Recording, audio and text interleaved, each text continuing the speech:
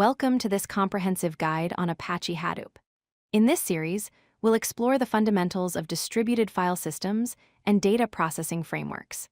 Hadoop is one of the most powerful tools for handling massive amounts of data across multiple computers. By the end of these slides, you'll understand how Hadoop works, its architecture, and the ecosystem of tools that make it such a vital part of big data technology. Hadoop is an open-source framework designed to handle massive datasets. It works by distributing data and computation across a cluster of computers, which are connected together to work as one unified system. What makes Hadoop special is that it's built to scale. You can start with a small cluster and add more machines as your data grows. Hadoop uses inexpensive, ordinary computers rather than expensive specialized hardware. Additionally, it processes data where it's stored, which eliminates the bottleneck of moving huge files across the network. This approach makes it incredibly efficient for handling petabytes of data. Hadoop consists of two main components. The first is HDFS, which stands for Hadoop Distributed File System. HDFS is responsible for storing your data across the cluster. It breaks files into smaller pieces and spreads them across multiple computers for safety and redundancy. The second major component is MapReduce. MapReduce is the processing framework that handles the actual computation. It works by distributing the processing tasks across the cluster, allowing multiple computers to work on different parts of the data simultaneously. Together, these two components enable Hadoop to store and process enormous datasets efficiently. HDFS uses a master-slave architecture. At the top is the NameNode, which acts as the master. The NameNode manages the entire file system. It keeps track of the file system tree and all the files and directories within it. It maintains the file system namespace. However, the NameNode does not store the actual data. Instead, the data is stored on DataNodes, which are the worker machines in the cluster. Each DataNode stores the actual blocks of data. One of the key features of HDFS is replication. By default, each block of data is replicated 3 times and stored on different data nodes. This redundancy ensures that if one machine fails, your data is safe on other machines. Let's understand the relationship between the NameNode and DataNodes more clearly. The NameNode is a single, central master server. It doesn't store any actual user data. Instead, it manages the file system namespace and maintains the file system tree. It keeps track of where every block is stored across the cluster. The data nodes are the workhorses of the system. Each data node stores blocks of data and performs block creation, deletion, and replication upon instruction from the NameNode. When you read a file, the NameNode tells your client which data nodes contain the blocks of that file.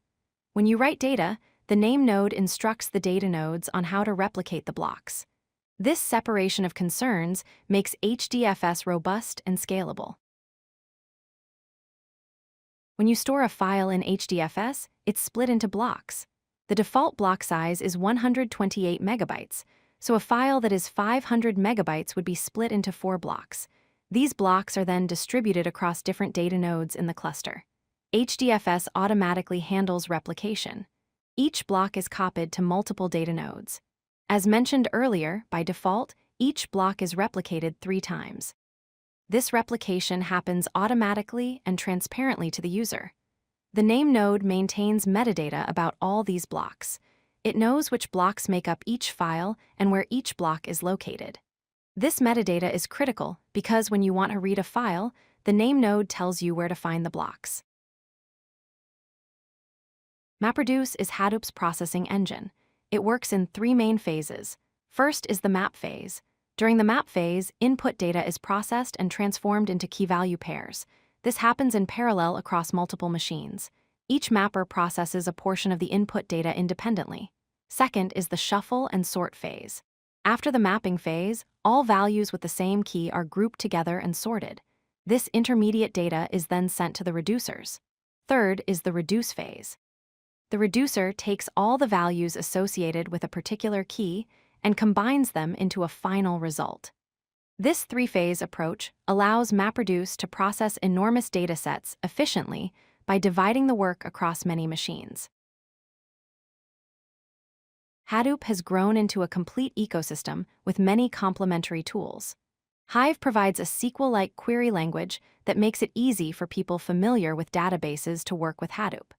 Pig is a high-level scripting platform that simplifies writing data transformation workflows.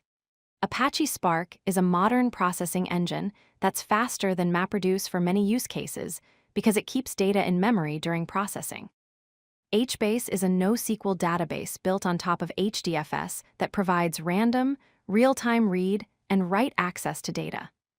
These tools, along with many others, extend Hadoop's capabilities and make it suitable for a wider range of applications beyond just batch processing. Hadoop offers several compelling advantages for big data processing. First, it's cost-effective. Because Hadoop runs on commodity hardware, which is ordinary, inexpensive computers, you don't need to invest in expensive specialized equipment. Second, Hadoop is highly scalable.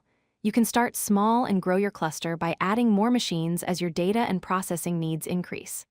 Third, Hadoop is fault-tolerant. With data replicated across multiple nodes, your system can continue operating even if some machines fail. Finally, Hadoop is flexible. It can process many different types of data, whether structured or unstructured. This combination of affordability, scalability, reliability, and flexibility makes Hadoop an ideal solution for organizations dealing with large amounts of data. If you like this video, hit that like button and don't forget to subscribe. Visit codelucky.com for more such useful content.